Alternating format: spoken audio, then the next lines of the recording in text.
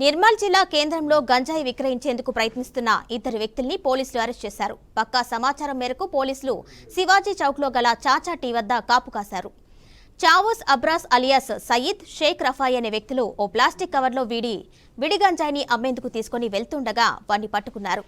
ఇద్దరిని విచారించగా మొహమ్మద్ అయాన్తో కలిసి గంజాయి విక్రయిస్తున్నట్లు ఒప్పుకున్నారు.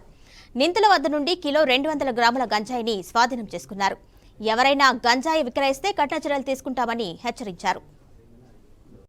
ఈరోజు నిర్మల్ పట్టణంలో మాకు ఒక విశ్వసనీయ సమాచారం పొద్దున అందడం జరిగింది. ఆ సమాచారం మేరకు మా సిఐ ప్రవీణ్, ఎస్ఐ రమేష్ మరియు సిసిఎస్ టీం మంచిర్యాల చౌరస్తా చాచా హోటల్ దగ్గర గాంజా అమ్ముతున్నట్టు సమాచారం అందుకొని వెంటనే అక్కడికి పోవడం జరిగింది.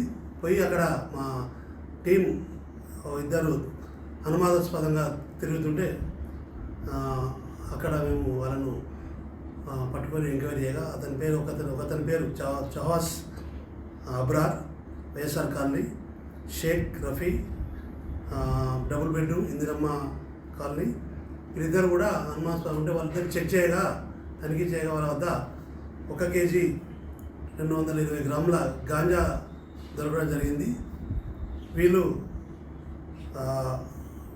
వీళ్ళని ఎంక్వైరీ చేయగా వీళ్ళు మహారాష్ట్ర నుంచి వీళ్ళు గాంజా కొనుక్కొని ఇక్కడ వచ్చి ఏదైతే కస్టమర్స్ ఉంటారో వాళ్ళకి అమ్మడం జరుగుతుంది.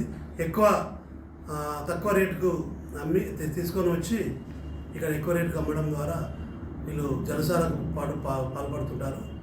ఈరోజు వాళ్ళపై కేసు రిజిస్టర్ చేసి వాళ్ళను